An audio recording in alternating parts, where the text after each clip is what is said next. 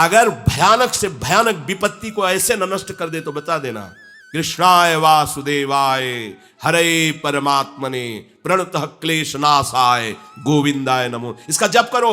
आपको संशय होता है नाम पे, संशय होता है मंत्रों पे, संशय होता है शास्त्र के विधान पर, आप चलते हो शास्त्र विधान से। हम कह रहे किसी विशेष मंत्र आदि की तरफ ना बढ़िए, बोलिए राधा राधा। क्या चाहिए आपको? राधा राधा राधा राधा राधा, जो कर चाहोगे हो जाए, पर पवित्र आचरण। पर हमारी दृष्टि उसके नाम जपने पर, उसके भगवत मार्ग में चलने पर नहीं, क्योंकि हम लोग उसी का आदर करते हैं। वो झूठ बोला था, वो झूठ बोलने वाला है, वो बेईमानी की थी, वो हाँ गंदी दृष्टि से उसने देखा था, वो ऐसे ही दृष्टि उसकी रहेगी। तो किसी भी विपत्ति में किसी का सहारा मत लेना, एकमात्र प्रभु का भरोसा रखना। अगर विपत्ति संपत्ति में न बदल जाए तो हमें बताना। आपको क्या भगवान पर विश्वास नहीं?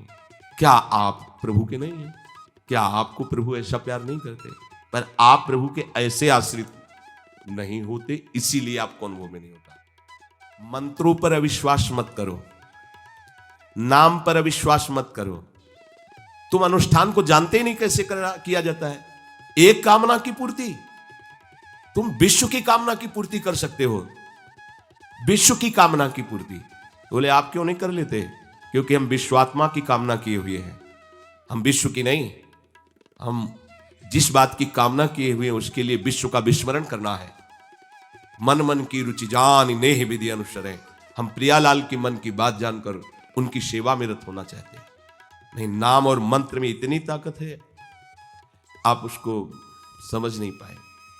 आप विचार करके देखिए, जब कोई पवित्र अनुष्ठान कोई राक्षस करता था तो बहुत पहले से ही वो मदिरा त्याग देता था, मांस खाना त्याग देता था, दूसरे की निंदा करना त्याग देता था, अपवित्रता का त्याग कर देता। परम पवित्र ऋषियों की तरह होकर वो तब अनुष्ठान करता था। यद्यपि वो जगत विनाश के लिए अनुष्ठान होता, पर उसके लिए भी पवित्रता की ऐसी आवश्यकता थी।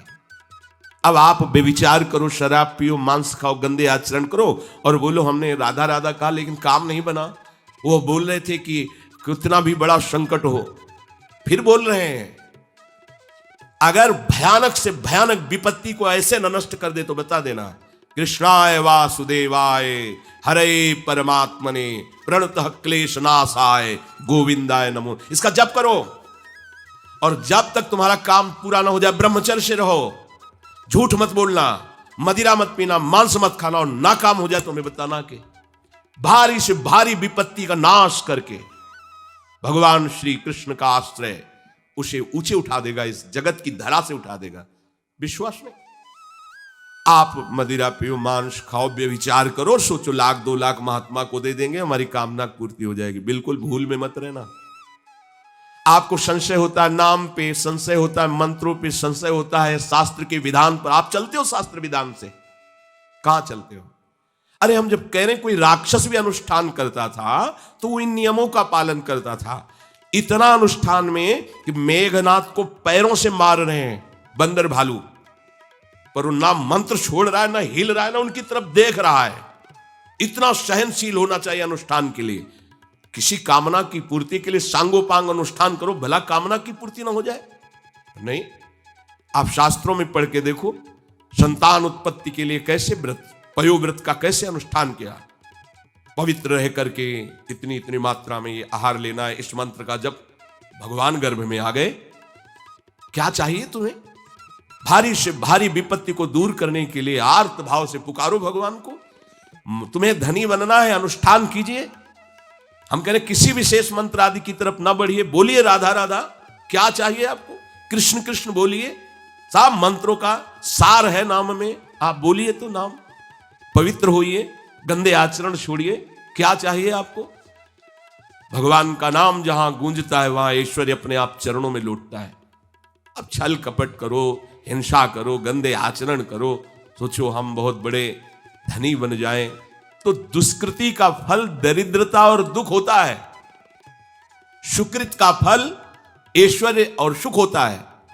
अब लगाओ तुम कांटेदार वृक्ष और चाहो कि हमको रसीला फल प्राप्त हो, तो इसे मूर्खता ही कहते हैं। फिर दोष देता है काल, कर्म, ईश्वर को, शास्त्रों को, मंत्रों। अरे कुछ नहीं, नाम मंत्र में जरा सी भी अनुष्ठान में त्रुटि हो जाए तो उसका फल बदल जाता है। आप कहां अनुष्ठान कर रहे हैं, कौन सा अनुष्ठान कर रहे हैं? सबसे पहला नियम अनुष्ठान का होता है पवित्र आचरण, ब्रह्मचर्य, सत्यवाद, पवित्र भोजन, संयम से। कोई भी अनुष्ठान कर, किसी भी विषय का अनुष्ठान करके देखो, अभी हो जाएगा। ये तो हमसे नहीं होगा, तो फिर आप बड़ी बड़ी कामनाएं करते हो, हवा में कामनाएं पूर्ण हो जाएंगी। किसी की भी किसी का भी महाबली या तेजस्वी पुत्र पैदा हुआ, उसको देखो कैसे रहा है, उसके माता पिता कैसे आचरण किए हैं। 10,000 वर्ष तक भगवान श्री हरि में मन लगाकर निरंतर मंत्र जपने पर कश्यप और विंता जी ने भगवान गरुण जी को प्रकट किया। भगवान गरुण जी श्री हरि के वाहन, प्रथम पुत्र अरुण जी जो सूर्य के सामने बैठे हुए हैं, सारथी बने 10,000 वर्ष। करदम जी भारी तपस्या करके पत्नी प्राप्त कर रहे हैं, तो भगवान स्वयं कपिल देव जी के रूप में अवतार ले रहे हैं। बिना भजन के, बिना पवित्रता के, बस कामनाओं की पूर्ति, हवा में कामनाओं की पूर्ति हो जाएगी। मनमानी आचरण, कुछ नींबू काट दो, उसमें सिंदूर रख दो, या कलावा बांध दो, या अंगूठी बांध लो, या जंतुर मंत्र बांध लो, भस्म, इनसे कुछ होगा? कुछ नहीं होगा। राधा राधा राधा राधा राधा, जो कर चाहोगे हो जाए, पर पवित्र आचरण, साथ में पवित्र आचरण हो। एक किसान भी अन्न बोता है तो खेती को तैयार करता है। आपको अपने हृदय की भूमि तैयार करनी होगी। कामना पूर्ति के लिए ऐसे थोड़ी चला जाता है। देखो ना, ऐसे एक चपत लगा दी सुरुचि ने, क्योंकि उसकी रुचि के खिलाफ हुआ कि वो पिता की गोद में बैठना चाहते थे। छत्री बालक माता के पास गए, उनका नाम सुनीति है। वो सुंदर नीति से चलती है, वो रुचि से चलती है, सुरुचि अपनी रुचि, और वो सुनीति सुंदर नीति से चलती है। माँ, पिताजी ने गोद में बैठाला नहीं, और माँ ने चपत लगा दी और कहा, तू ऐसे कि गर्भ से प्रकट हुआ है, सिंहासन का अधिकारी नहीं। अगर तुझे सिंहासन पर ही बैठना है तो जा तपस्या कर और मेरे गर्भ से प्रकट हो। तपस्या इस बात की कर कि मेरे गर्भ तब कहीं तू पिता की गोद में बैठ सकता है। बोले, हाँ बेटा। महाराज तो मुझे दासी भी मानने के लिए तैयार नहीं है। बेटा, भगवान नारायण का जिसने आश्रय लिया उसकी कोई कामना अधूरी नहीं रही। जाओ, तुम भगवान श्री हरि का आश्रय लो, वही तुम्हारी कामना की पूर्ति करेंगे। मेरे में तो कोई सामर्थ्य नहीं, पर मैं आशीर्वाद देती हूँ। मेरा आशीर्वाद कवच की तरह तुम्हारी रक्षा करेगा। 5 वर्ष का बालक चला भगवान की प्राप्ति के लिए। वो प्रेम नहीं चाह रहे हैं, वो पद चाह रहे हैं। कैसे जीवन व्यतीत किया देखो। 6 महीने की बात। बोले 6 महीने में, 6 महीने में एक छोटा सा बालक इतना कष्ट सह रहा है। 6 महीने तो बहुत समय हो गया। भगवान तो इससे भी बहुत करुणा में, एक आर्त पुकार में उपस्थित हो जाते हैं। एक बार जिन नाम ली हित सो होय अति दीन। अगर कोई कामना नहीं है, केवल प्रभु की मिलन की चाह है और हृदय आर्त भाव से पुकार दे, तो दूसरा नाम नहीं लेना पड़ेगा। एक बार जिन नाम ली हित सो होय अति दीन, ताको संग न छाणहि ध्रुव अपनो कर लीन। ये महारसिक शेखरों के वचन है, कोई ऐसे मिथ्या वचन थोड़ी। श्वास को भी रोक लेते हैं। भगवान का जो मंत्र श्री देवर्षि नारद जी ने दिया, उसी का ध्यान करना। ऐसा पद मिला कि सप्त ऋषि परिक्रमा करते हैं।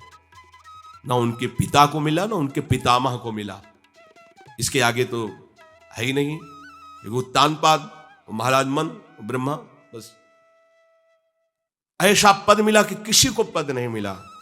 पर आप देखो, कामना की पूर्ति के लिए कैसे निष्ठावान होकर के, प्राणों को समर्पित करके भगवान की आप बीड़ी सिगरेट पियो, प्याज लहसुन मांस मछली दुनिया की दलित दुराएं करो, हाँ हमारी कामनाओं की पूर्ति हो जाए। बेकार बकवास करते हैं लोग आकर। परमार्थ को एक हंसी बना दिया है, एक मजाक बना दिया है। संतों को एक नाटक बना दिया है। संत मार्ग को एक उपहास का स्वरूप बना दिया है। हमारी ये कामना की पूर्ति कर दो। उनका जीवन कामना की पूर्ति के लिए तुम्हारे है। अरे तुम्हें निष्काम करके भगवत साक्षात्कार कराने के लिए कि ये छोटी मोटी जिनमें तुम फंस कर तुम्हारी दुर्गति हो रही, उसी में और वो बढ़ावा देने के लिए। पर संसार तो अपनी बात मानता है, उस ना शास्त्र की बात मानता है ना संतों की। भगवान कह रहे हैं वो सुकृति है जो मेरे से धन चाहते हैं, दुष्कृति तो आ ही नहीं सकता। तो आप सुकृति के आचरण करो। बड़ा विचित्र भाव है संसार का। चाहता है सुख, आचरण करता है दुख पाने वाले। दुष्कृति करो, पाप करो और सुख चाहो, कैसे हो सकता है भाई? कैसे हो सकता है ऐसा?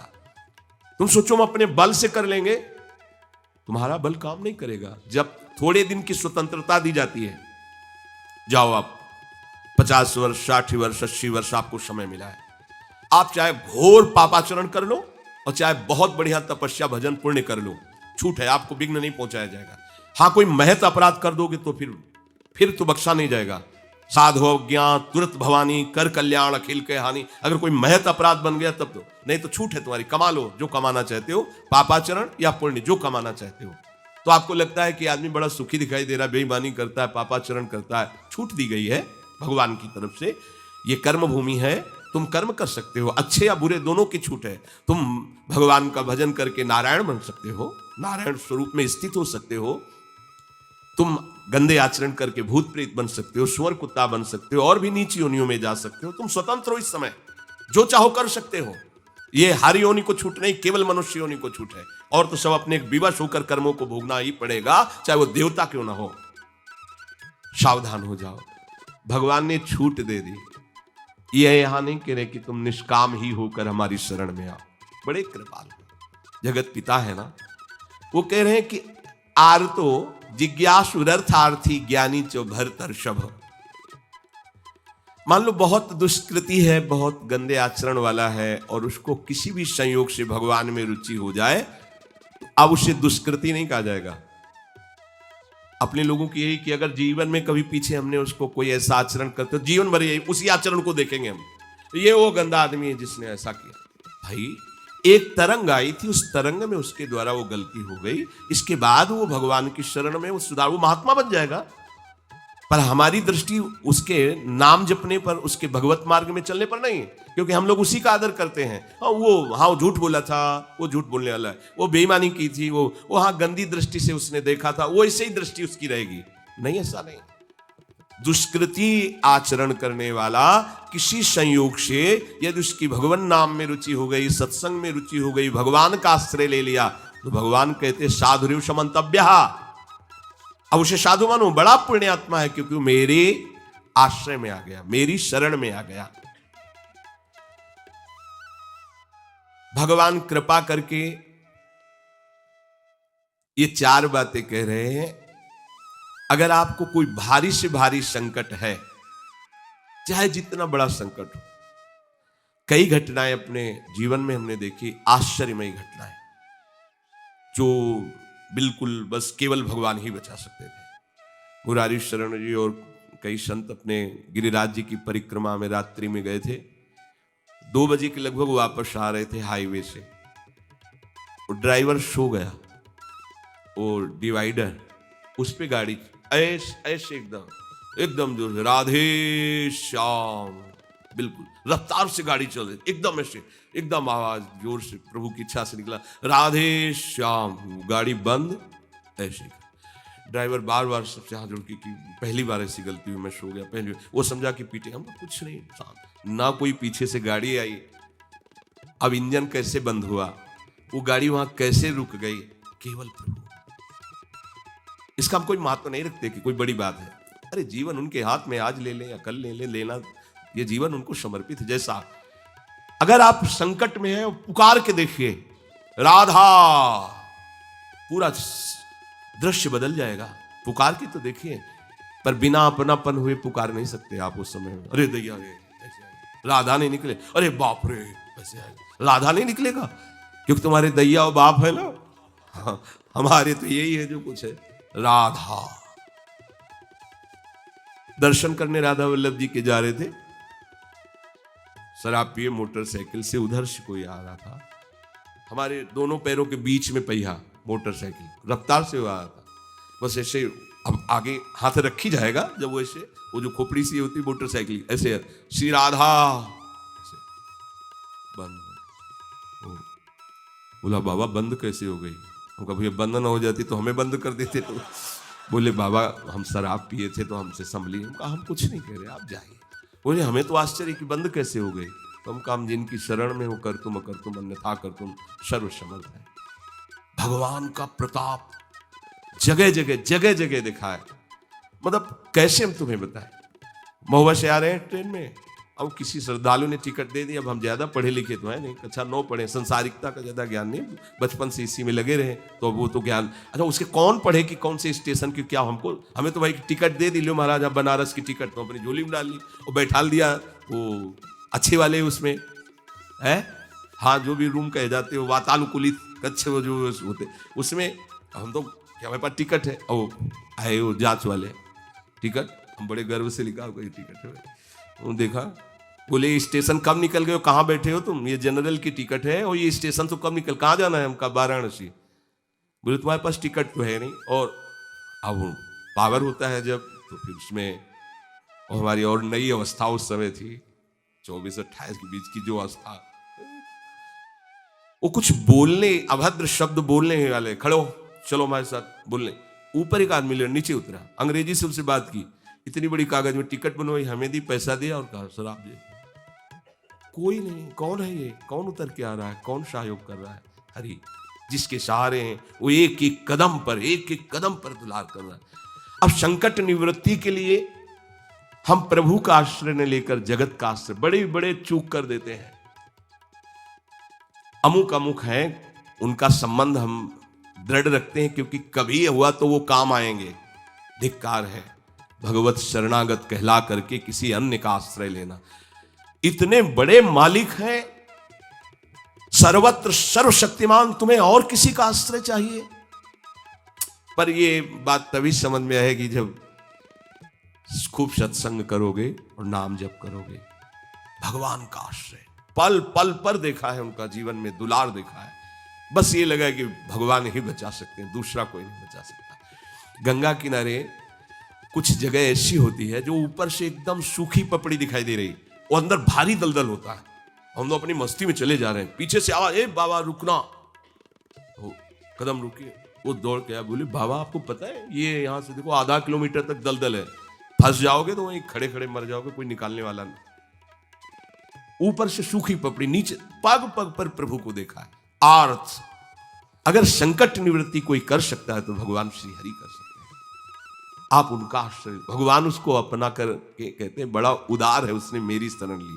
उदार जैसे बच्चा दौड़ कर घर आ जाए, माँ की गोद में बैठ जाए तो माँ क्या कहती है, बहुत दुलार करती है। ऐसे दुलार करते हुए उस मनुष्य को भगवान करे, ये बड़ा उदार है, बड़ा सुकृति है, इसने दुख निवृत्ति के लिए मेरा आश्रय लिया। अगर सत्संग सुनकर तुम्हें थोड़ा भी भाव आ रहा हो तो किसी भी विपत्ति में किसी का सहारा मत लेना, एकमात्र प्रभु का भरोसा रखना। अगर विपत्ति संपत्ति में न बदल जाए तो हमें बताना, और अगर किसी का सहारा लिया तो बनती हुई बात बिगड़ती चली जाएगी, ये पक्का समझ लेना।